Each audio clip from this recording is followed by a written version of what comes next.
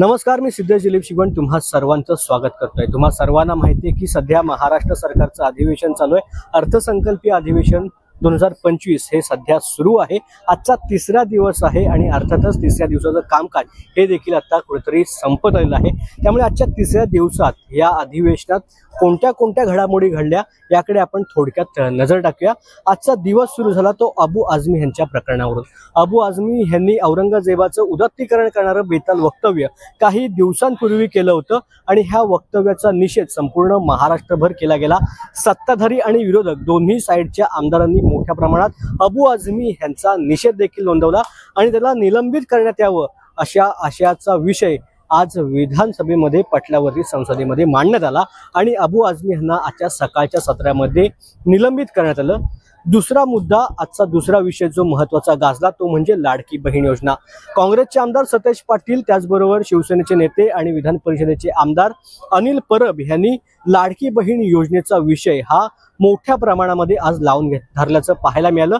लाडकी बहीण योजनेमधील महिलांना का वगळलं जातंय, का नियमांमध्ये तरतूद केली जाते, त्याचबरोबर निकष का बदलले जात आहेत आणि अत्यंत महत्त्वाचं म्हणजे जे 2100 रुपये देण्याचं सरकारने जाहीर केलं होतं ते 2100 रुपये कधीपासून लाडक्या बहिणींना दिले जाणार, अशा विविध प्रकारचे प्रश्न लाडक्या बहीण योजनेअंतर्गत विचारले गेले आणि ह्याच लाडक्या बहीण योजनेच्या पार्श्वभूमीवरती महिला आणि बालविकास कल्याण मंत्री अदिती तटकरे यांनी उत्तर दिलं। येणाऱ्या काळामध्ये नक्कीच सरकार सकारात्मक पावलं उचलेल असं त्यांनी सांगितलं। त्याचबरोबर ह्याच अर्थसंकल्पीय अधिवेशनामध्ये आम्ही 2100 रुपये देऊ असं कुठल्याही प्रकारचं वक्तव्य केलं नव्हतं। आम्ही जो जाहीरनामा मांडला होता निवडणुकीच्या काळामध्ये जे महिलांना आम्ही सांगितलं होतं ते 5 वर्षांसाठी असतो, जाहीरनामा हा 5 वर्षांसाठी असतो। त्यामुळे येत्या वर्षभरामध्ये किंवा येणाऱ्या आगामी अर्थसंकल्पामध्ये वर्षांमध्ये आम्ही नक्कीच 2100 रुपये लाडकी बहीण योजनेमध्ये तरतूद करू अशा आशयाचं वक्तव्य अदिती तटकरे यांनी केलं। त्यामुळे लाडक्या बहीण योजनेअंतर्गत जो महिलांना 1500 ऐवजी 2100चा हप्ता दिला जाणार होता त्यासाठी अजून काही महिन्यांचा कालावधी लागणार असल्याचं जवळजवळ आता स्पष्ट झालेलं आहे आणि ह्या दोन्ही मुद्द्यांवरून विरोधकांनी सरकारला चांगलंच धारेवर धरल्याचं पाहायला मिळालं।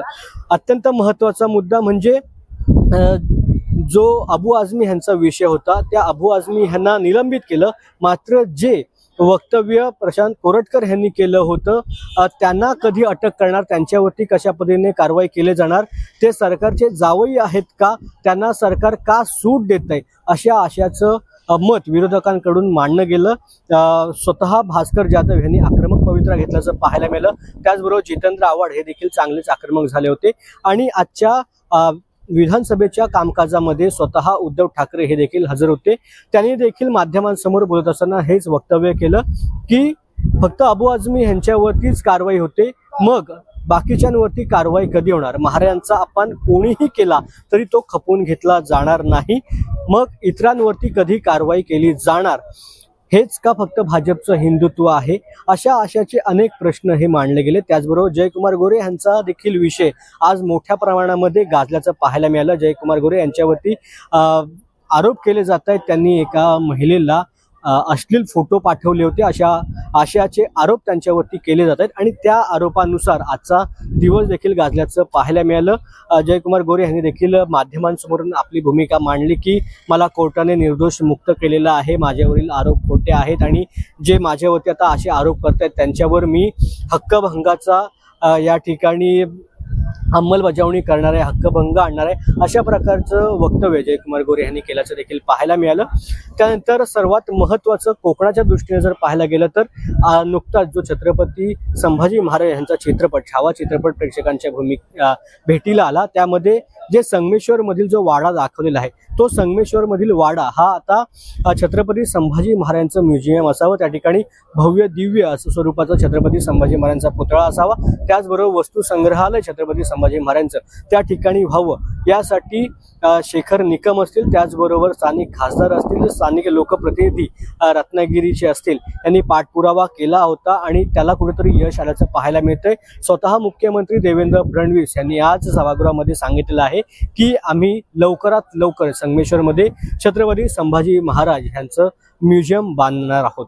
त्यामुळे आजचा विषय आणि आजचं जे थोडक्यात 3 दिवसाचं अधिवेशन होतं ते ह्या वेगवेगळ्या विषयांवरती आपल्याला गाजल्याचं पाहायला मिळालं। एकूणच अनेक विषय ह्या आजच्या अधिवेशनाच्या दरम्यान झाले, मात्र आजच्या दिवसात हे अत्यंत महत्त्वाचे विषय ह्या तिसऱ्या दिवसाच्या कामकाजामध्ये पाहिले गेले आणि हे अधिवेशन असंच पुढे काही दिवस चालू राहणार आहे। त्यामुळे कोणकोणते नवीन विषय सत्ताधारी आणि विरोधक एकमेकांसमोर आणतायत, विरोधकांच्या प्रश्नांना सत्ताधारी कशी उत्तरं देत आहेत हे देखील लवकरच स्पष्ट होणार आहे।